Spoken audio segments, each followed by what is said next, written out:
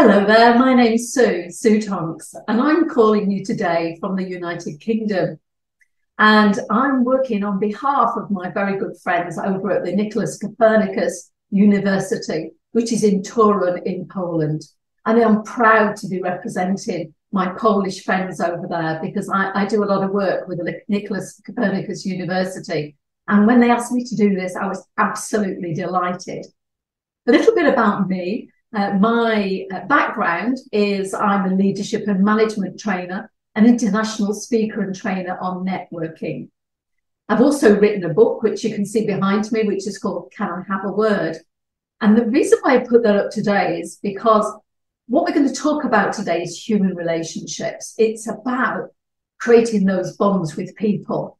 And my book is about creating some difficult bonds with people when we have to have those difficult and awkward sometimes conversations with people that work with us or that we study with or our friends or family members. And sometimes it's difficult to have those conversations. Another part of my background is that I am the inventor of a manufacturing system called HydroVeg Kit. It's a growing system for homes and schools, and it grows vegetables 365 days of the year with no digging and weeding, no slugs and snails, no soil, and it waters itself. And besides that, I've got another 4 businesses that I do as well as property investment. So I'm busy, but the majority of my business is built through networking. And I network either online or face-to-face. And networking, a bit like having those difficult conversations, like can I have a word, is all about creating those relationships and getting that communication just right.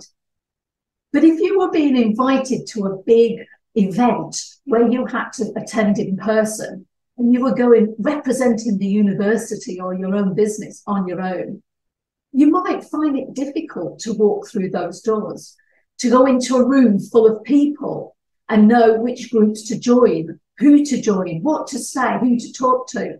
And you might be worried that well, what will happen when I get in there? Will I know anybody? Will anybody talk to me? What will I do? And it can be a very nerve-wracking and difficult conversation. But the truth is, these days, businesses, whether you're online or whether you're face-to-face, even on your own website, is about building relationships with people. So we need to make those connections one way or another. So today's tips and skills are all about walking into that event or going on to an online networking and being able to deliver the best of yourself so people can build those strong relationships with you. So if you just bear with me for a moment, I'm just going to go and put on my slideshow.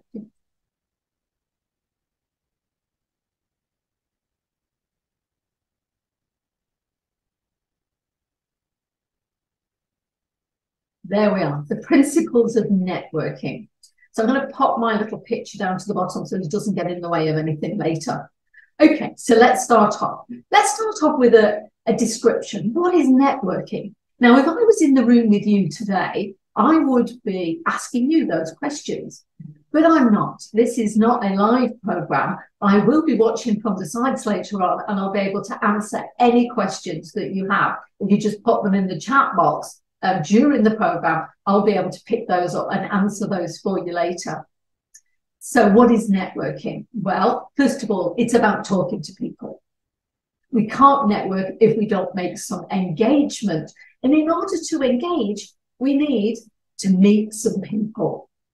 And when we go to an event, we might meet people, we might be afraid to talk to them. We might not say the right things or build those relationships. So it's also about finding the right connections, because the people we talk to might not be the right people to move us in the direction that we want to be in. So network is about finding the connectivity between one person and another. Sometimes that's hard to spot.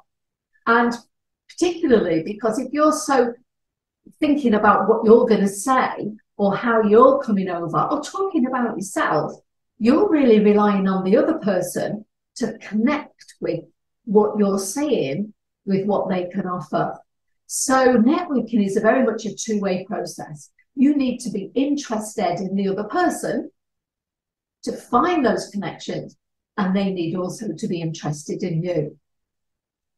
It's also about spotting those opportunities, because if you're so busy talking about yourself and what you're doing, then you won't be spotting opportunities that can take you further on. So you're hoping again that the other person can spot those opportunities. So remember, networking is always a two-way process. Always spend a lot of time finding out about the other person as much as you would be talking about yourself. Finally, networking is about, and the most important thing is about building relationships. You know, when I go onto a website, I want to look at a company. One of the things I always look at is the section that says about us. And I go in that section because I want to create a link between the people that run that business and me. I want to see what they're like, why they set it up, what sort of skills they've got, what is it they're saying about themselves. And to me, that's the most important part of a website. But sometimes people just have, you know, scripts on that website and then images that you could just buy on the internet. And it doesn't get to the heart and the soul of the people that you're dealing with. And if that was the case, then I just wouldn't do business with that organization. Because for me, building relationships is one of the most fundamental aspects of doing business. Now, when we build relationships, you know, we are moving further with that conversation. Remember, networking is not selling. You are not there to sell your services or your product or yourself.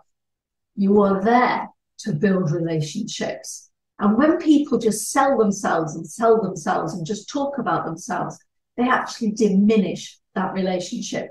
Remember again, it's a two-way process. So networking is built on three key pillars. These are the solid foundations of all networking. And those pillars are KLT, know, like, and trust. People need to get to know you. Hopefully they'll like you, and maybe they'll trust you to do business with. If people get to know you but don't like you, the chances are they won't take that relationship any further.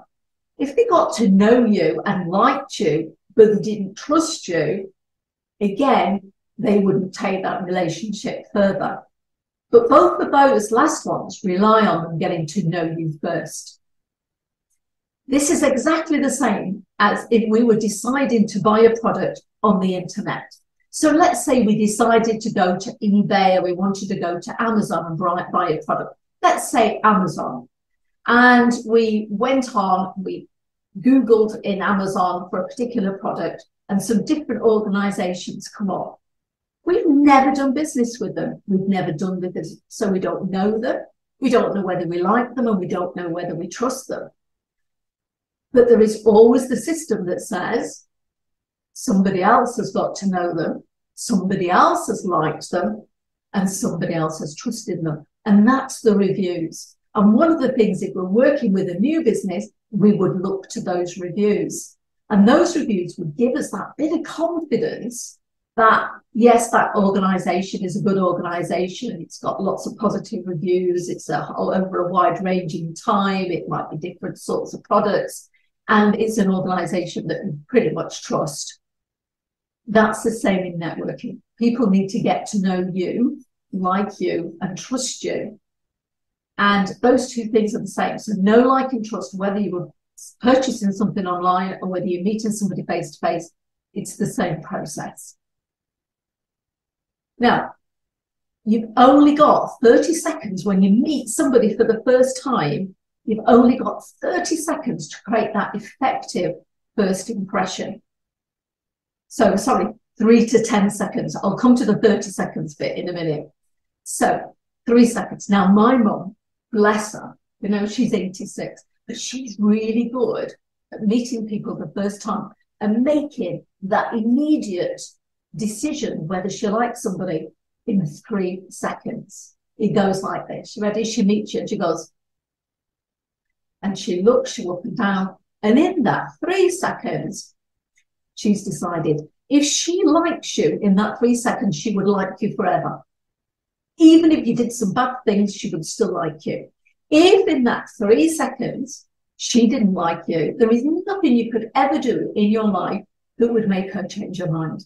Now, you might think that my mum's a bit strange. Well, she is a bit strange. She's my mum. She's got to be a bit strange. But there's a truth to this. When we meet somebody for the first time, in the first 3 seconds, we create that immediate impression. Once we've got that impression, we then start to look for the evidence that backs that impression up.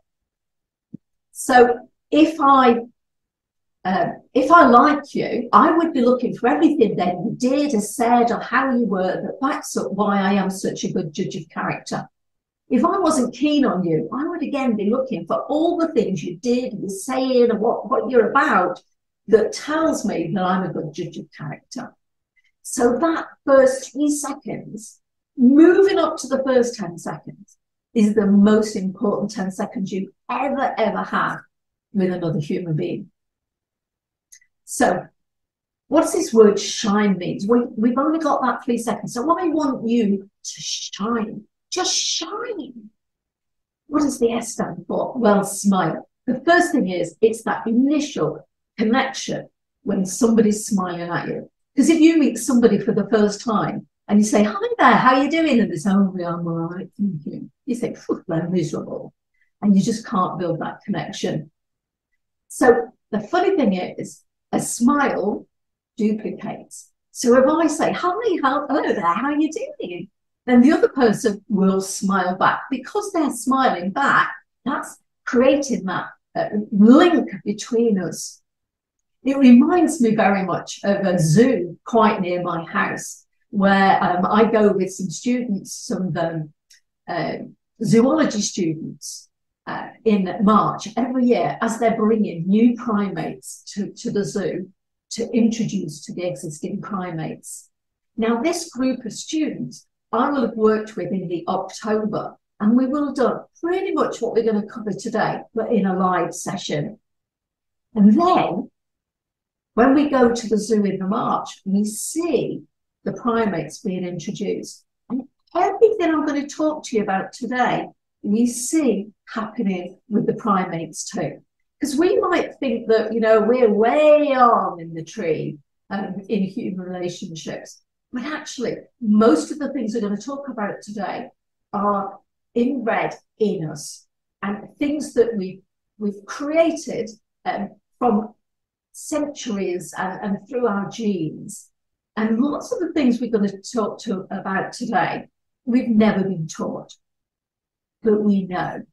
And loads of things will make sense to you today, although nobody's ever said, this is how it is. So we're going to share those with you. So the first thing is that smile. So when you've got that smile, the other person will smile back. Then we've got, if we're face to face, we've got a handshake. And the handshake's very important because that's connecting, physically connecting the two people together. Now, in a handshake, because there are lots of different handshakes, some people have a very limp, weak handshake, and that's really difficult, to try and connect with that person if they've got a weak handshake. Other people, but it's really strong grip, they grab you, and it brings tears to your eyes, and they're never going to introduce you to somebody else in case you hurt that other person like they've hurt you. So the important thing is that handshake. It's that making that connection with a person needs to be a good, positive one. And how we do that is, and it's difficult for me to do today because I can't do this with you, but you see this part of the hand here and the other part of the hand here. These two parts need to join. So if I was holding hands with you, this bit and that bit on you would join, and my hand would go round. And that wouldn't hurt, because even if I squeezed really, really hard, I wouldn't be able to hurt you. Now, I can't do that to myself on the screen. And might be trying to do this to yourself, but it doesn't work. But with another person, just try that. So get this connection and their connection together. And then if you squeeze and squeeze, you'll never hurt them, because there isn't anything to hurt. You're not grabbing the person in the soft part of the hand, which you know like that. So it's really important to make that firm impression. And I would say if you're going for an interview for a job, then walk into that place, because that first 3 seconds works there too.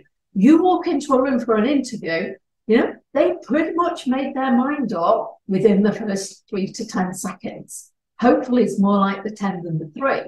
So going in with that smile, walking up, a good handshake, keeping that bit going, that you're already starting to make the best moves. And then you need the next bit, which is the eye contact. Because to make eye contact with the person means you are connecting with them. It's a bit like the film Avatar. If you've ever seen the film Avatar, they say, I see you. And it isn't the fact that they're just looking at you through their eyes. You know, it's the fact that they are connecting in with you. And when you smile, handshake, you make eye contact at the same time. It's a very powerful series of events that happens in a very short period of time that makes a difference with that early relationship. Now, if you're talking to somebody and they don't make eye contact with you and they're looking about, it's very difficult to build a relationship with that person. It could well be, though, that that person just generally has difficulties making their eye contact. You do have to be aware of that.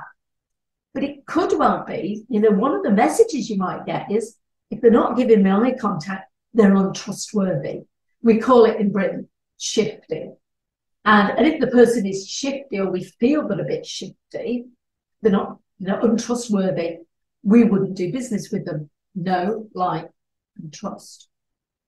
So again, the eye contact is really important. And then we might say our name. And most people say to me, oh, I am terrible, Sue, at remembering names.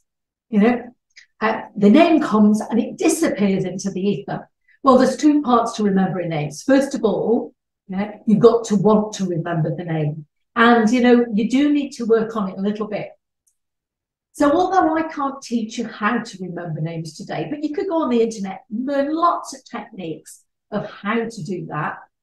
One of the things I'm going to work with you today on is making sure that when you meet somebody for the first time, that they always have a better opportunity of remembering your name, because your name is the most important.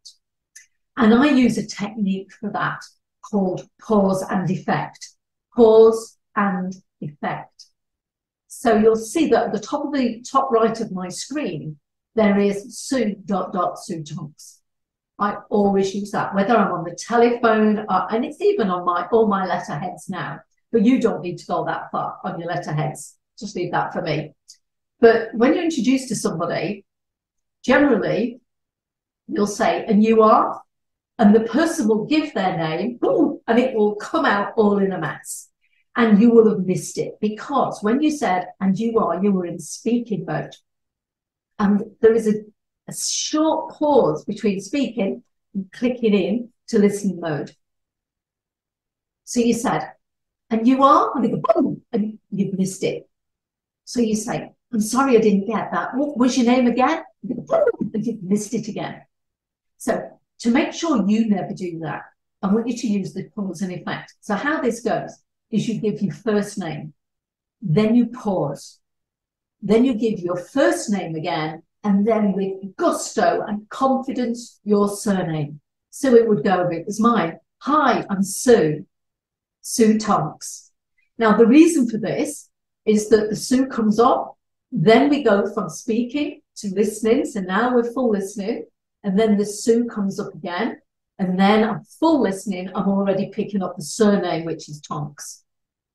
And because the Sue and the Sue is repeated, that adds extra memory to my mind.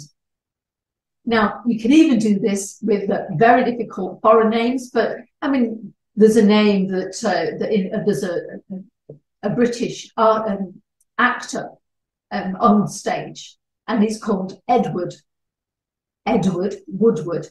Now, if you said, oh, what's your name? And he said Edward Woodward, you wouldn't pick that up. But if he says it's Edward Woodward, then it's a lot easier to pick up. So try thinking about your name into those sections. First name, pause, first name again, and then your surname. Now, the pause is really, really important, because the pause is the bit that separates the two bits of name to allow that to all happen effectively. Because if your name was Tom and you said Tom Smith, they wouldn't get it. It would all merge into one. So the final part of shine is enthuse. This isn't about being overly enthusiastic. Overly enthusiastic people do not make good networkers, because they tend to want to spend more time talking about themselves. So actually, often good networkers are the ones a little bit shyer, a little bit quieter, that are really prepared to ask questions and listen and find out more. So the enthuse I'm talking about now is that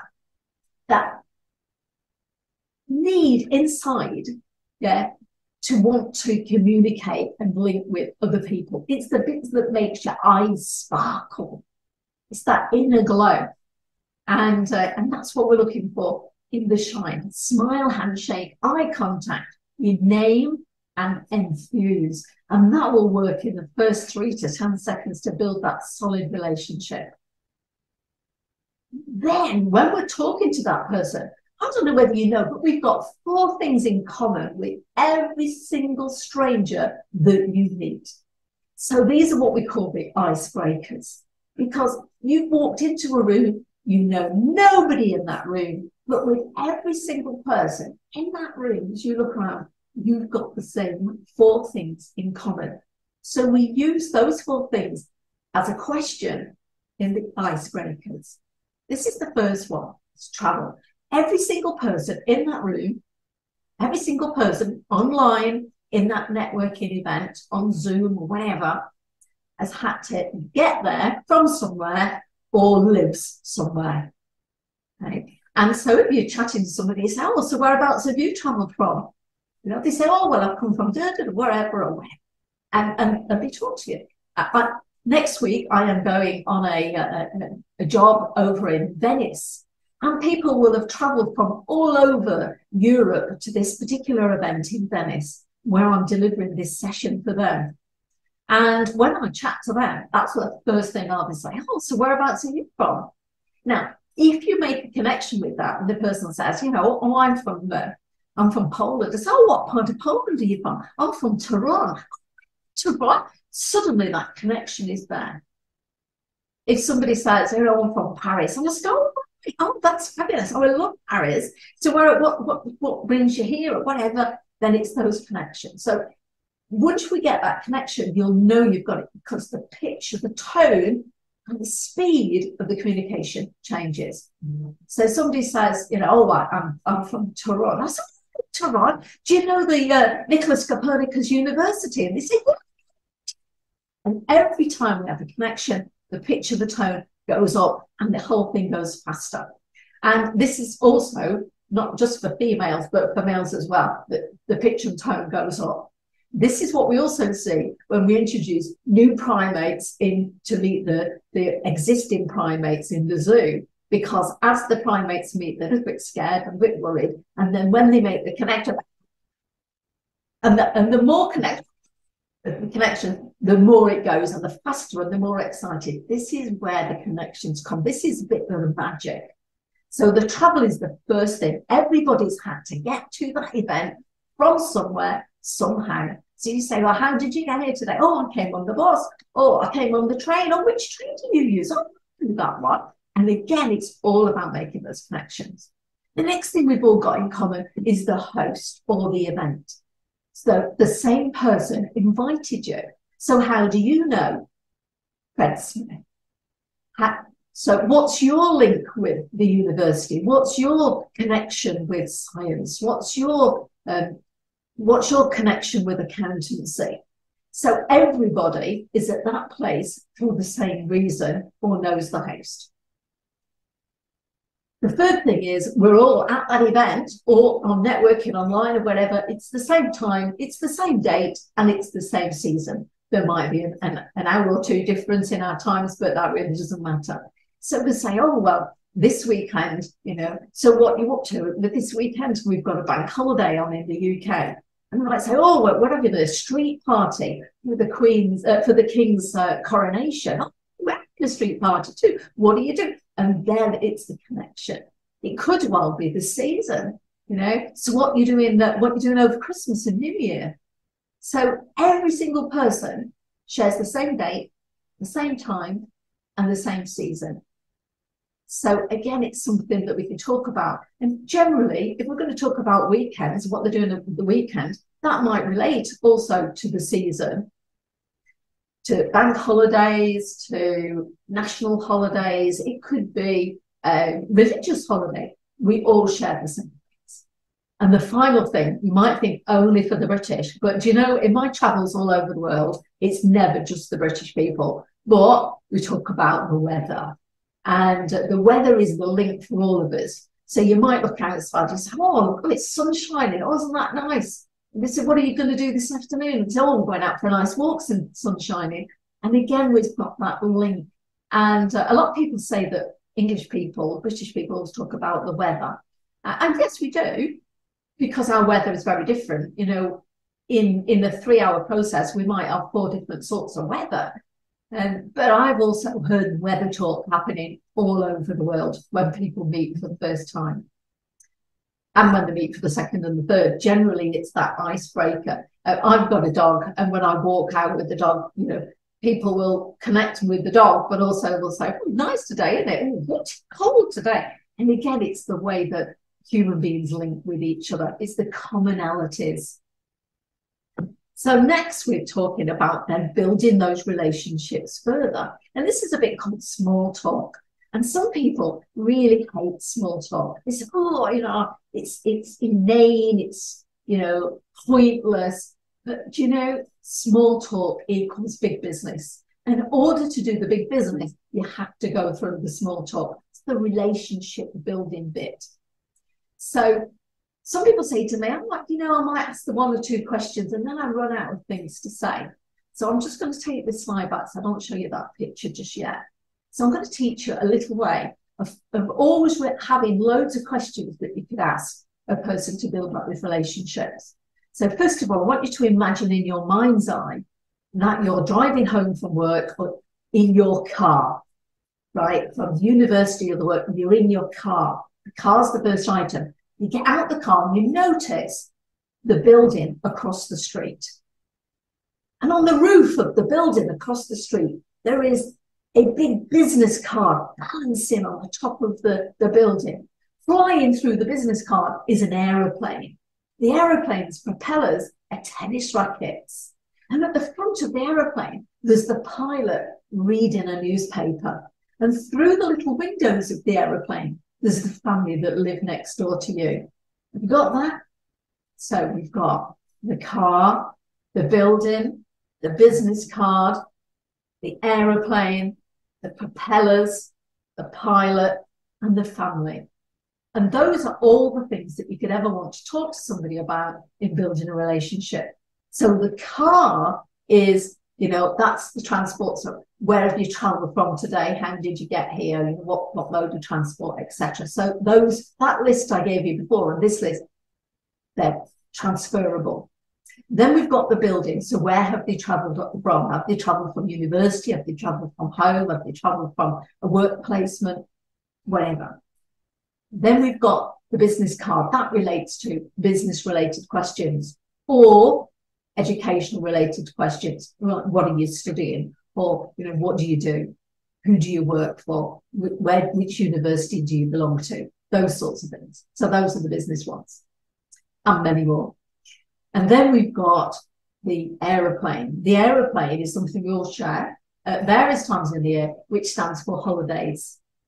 So if it's various times of the year, like it's coming up to summer as it is now, you might say, oh, what's your plans over the summer period? And then, of course, we've got that conversation going. If it's September, October, we might go the opposite way and say, so what did you do over the summer period? So it could go either forwards or backwards, depending on the situation and the time. And that's, again, the link back to the last slide. After the aeroplane, we've got tennis rackets, which is sports, hobbies, leisure, interests. That might be related to something they're doing at the weekend. It might be, you know, sort of, oh, what sort of things do you do when you're not at university? Oh, I do this. What do you do? And again, it's the way that we make those connections. The next one is the pilot reading the newspaper, and that stands for current affairs. That's related, talking to the person about things that it may be related to the area that they're in, or the studies that they're doing, or something in the news or that's happening that's related to that. And certainly, you know, just recently there's been lots of things on about e-environments and looking after our climate, of course, and that links directly with my product, which is Veg. So finally, we've got the family. And that's because we really don't talk about family at all unless it's already been brought into the conversation by the other person. Leave that out, you know. No point talking about that. That might make somebody feel a little bit more apprehensive. So we always leave the family to last, unless it's already been brought up and they're absolutely fine talking about the family and the children or what they're doing at the weekend or the holiday or whatever. That's absolutely fine. So that's building the relationship. And here's a little picture just to show you those things. Then we've got this question called, what do you do? So I'm just going to nip this slide back. Because every single person in your life is going to say, oh, what do you do? Now, the easy thing, if you're at university, say, I'm a student. Oh, that's nice. And you don't know what to say after that. Or, oh, what are you studying? I'm studying biology. Oh. And again, it doesn't help give the person a bit of an understanding of what you're doing. Exactly the same in industry. If we say, oh, what do you do? And we say, oh, I'm an accountant. Oh. And then it sort of stops that conversation. So think about two ways. First of all, what you do. And the other thing is what you want to do when you leave university. And somebody says, oh, what do you want to do when you leave? Yeah, what do you want to do next after your degree or after your postgraduate program? And we can answer it exactly the same way. It's just a couple of words different. So I would say always, you use this formula for the answer to the question, what do you do? So let's say somebody was involved in knowledge transfer and other people might not know what knowledge transfer is. And that's when universities have got an idea and they need to turn that to a business or get it out there to the industry. And they need to deal with all sorts of different aspects of getting that product or that invention out. So somebody said, oh, I'm in knowledge transfer. That really wouldn't help anybody else understand what they do. So they could say, you know, well, you know, when universities or people come up with a new invention and they need to get that secured and need a patent. Well, what I do is I help them to or I help them by finding, I help them with that patented process, or I help them when they need to take it to the next stage. And as a result, they So we could have a look at that with collaboration. You know, when a university has come up with an idea and it really needs more partners involved in taking that idea further, well, I help universities to find the right partners to collaborate with, and as a result, they can take their product or their idea to the next stage. So it's always the same. So you always start with, you know when, you know when there's a difficulty with this, you know when the world's trying to find the answer to whatever, do you know when? So that creates the context. And then, well, I help, because that's what people are there in business to do, not sell, but help. Well, I help organizations, the universities, I help people too, I help scientists too. And then either we use to, by, with, or when. Not all of them, because it's a long job then and it's very boring. You just choose one of those. And as a result, they So the other way of dealing with that is when somebody says, what do you want to do? And for that, you just say, well, you know when, well, I want to study, I want to be involved in, whatever. And as a result of that, so it's allowing people to understand a little bit more about either what you do, or the studies that you're doing, or the research that you're involved in, or what you want to do in the future without just being a job title. And that really helps. So, how it breaks down. You know when gives the context in which you work in. So if I said, you know, what do you do? And somebody said, oh, I'm a consultant. I wouldn't know whether you're a business consultant, an IT consultant, are they a sales consultant, are they a medical consultant? No idea, because that's not helped. The title hasn't helped. If they said, you know, oh, I'm a business consultant, that's still not really much help, because what sort of business consultant? In what context? So if somebody says, well, you know, when businesses start up and they need to get some systems and procedures and operations set in place right at the start of their business, well, what I do is I help new startup businesses to set up all the systems for marketing and accounts and communication. And as a result, they can start straight away in the business and be working effectively. That could be a business consultant. Another business consultant would be, you know, when organizations want to do business with other large organizations across the world. Well, what I do is I find those right organizations and join them together. And as a result, they connect more effectively and do join business. Both of those are business consultants. But what we've got different is the context. One, small businesses, and that sets the mind to this is the sort of area that I work in. And the other one is multinational organizations with connections. So that's the context. Then the help, well, I help is who you work with. I help students, I help the industry, I help scientists too, whatever. And then we've got what you do, which is the to, by, with, and the when. And finally, the result of your actions at the bottom. So that really, really helps when people understand it a bit more. And what I'd say is just have a bit of a practice with that. When you've got one that you think works really, really well, then ask your next door neighbour, your best friend, to ask you what you do. And when you answer it, they'll say, well, how, you know, all this time I've known you or I've shared accommodation with you, I had no idea what you did. And that's the first time ever in your life you've properly communicated it. So, how to read a room, because now we're going to go into the body language bit for the remaining 10 minutes of this program. So, how to read a room. So when we walk in a room, we might find some people in that room.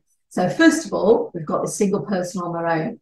They'll probably be looking at a book or the phone, and they're saying to the world, look, I'm really busy, just leave me alone. And you'll find lots of people in a room, even just a big event, they'll just be on their own. They're actually the easiest person to ever talk to, because if you go up to them and say, hi there, can I join you? They're never going to reject you. They'll always look up and say, yeah, sure.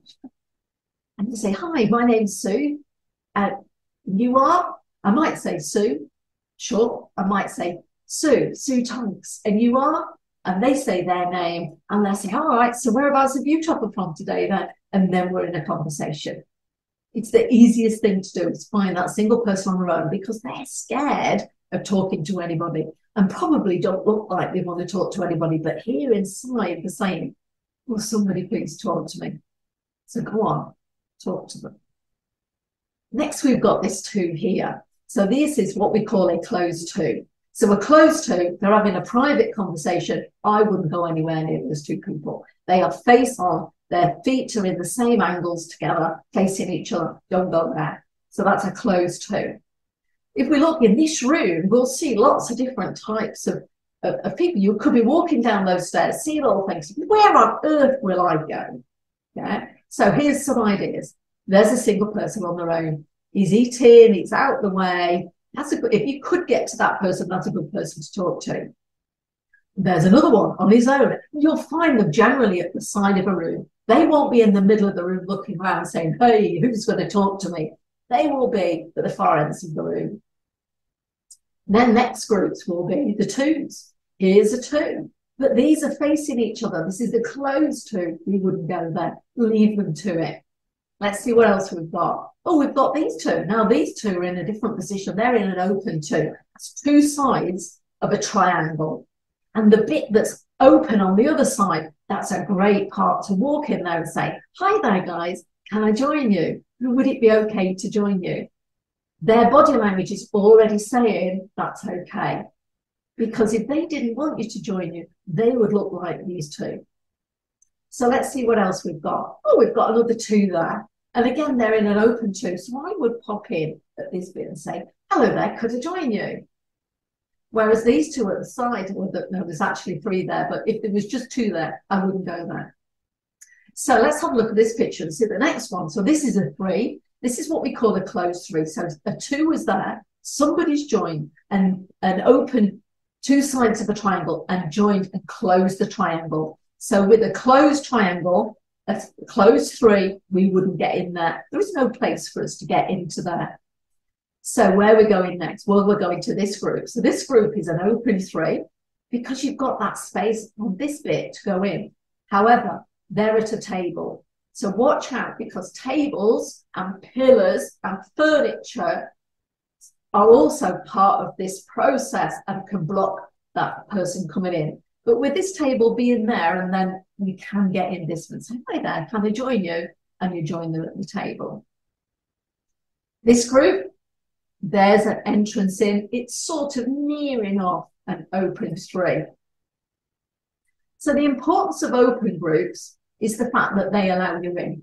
And nobody ever gave us this piece of information. It's just something that we feel more comfortable with some groups than others. And so if you understand the group philosophy and the organization of a group, then you feel more confident to be able to join that group.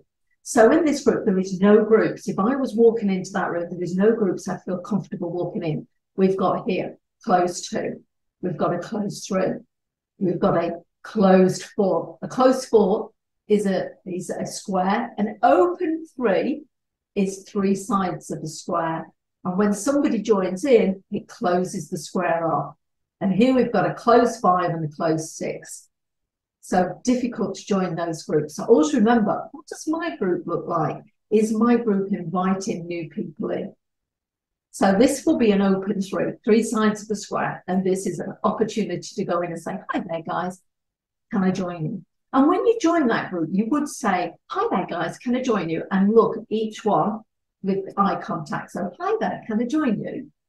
And look at each person. Because then you're always saying, can I join you? Can I join you? Can I join you? And asking permission. Because if you joined, and I joined the tall guy here, and looked straight at him and said, hi there, can I join you? And this lady was talking, I've just cut her off. And she goes, well, that was rude. So always eye contact across the group. If it's an open floor, a semicircle, you're, hi there, can I join you? And that way, everybody's feeling included in that process. One of the big dangers is you not feeling confident enough to join that group and ask, hi there, can I join you? And look, I see that a lot when people go in with a drink, they might walk around and look in and they stand just outside the group and you're looking, or they get a little bit closer. And that group really doesn't know who you are. And often you could be stood there for a little while and they've not even noticed you yet. That's really difficult for the group and really difficult for you. So I will say, look, you know, you're not going to be rejected. It's an open group, so always ask permission. Asking business questions is also very important. And finding out about somebody's business is an absolutely important way of building relationships. Oops, I've just gone too far. And it's always remember to ask the right questions. You will never find information about the future by asking a future question. Always be interested in the now. How's business going? What are you studying at the moment? What research are you doing at the moment? Because they will feel comfortable and give you information about what's going to happen in the future. But if you said, oh, what's your plans for the next 5 years? They're not going to tell you. You're a total stranger. The other thing is to always ask about that. So what got you interested in that sort of research? What got you involved in that line of work? And people love talking about themselves, so they'll tell you a little bit about the background to it, and then they'll feed stuff into the future. Oh yeah, well, I got started, but what we're going to be doing now over the next few years is in developing that into whatever. So they will give you information free of charge for the future if you are interested in the now and the past. Finally, we've got the follow-up. That you build a relationship with somebody, you need to follow that through, just to make that connection at a little later date. And most important thing, you'll see my little friend Gollum here. Gollum is in the film Lord of the Rings. And I use Gollum because he's got two sides to Gollum. There's Gollum and Smeagol, good Gollum and bad Gollum. And when you need to connect with somebody after an event, bad Gollum, the good Gollum would say, yes, yeah, let's connect with them. Yes, let's make friends. Let's join them on LinkedIn. Let's make some email connection. Let's have a meeting with them. Yes, take the relationship further on. See where it goes. Spot opportunities. Yeah. And then bad Gollum on the other side says, what likes making connections? Don't like just following up and rings people or making meetings now. What if they don't remember me? What if they will only be in like, oh, what if they say no? I'll Google it instead. So remember that if you've built a relationship, you spent some time with somebody, always follow that conversation up. You never know where that's going to go. And if somebody's expecting you to make that connection and then you don't because you were scared or bad Gollum took over, then, then I've forgotten who you are. And, when they meet somebody from that university again, and they say, oh, such and such from such a university, somebody was going to contact me from that once, and they never did. Because the important thing is that whoever you are representing, you are the living, breathing embodiment of that organisation. And so whatever you do affects them. So I hope you've enjoyed the session. I'm just going to close off the show and stop my share. I hope you've enjoyed the session. I hope you've picked up some ideas today. And I'm now ready and for questions. So if you put them in the chat, that's great. If you haven't, just think of some questions and I'll be happy to respond to those. Thank you.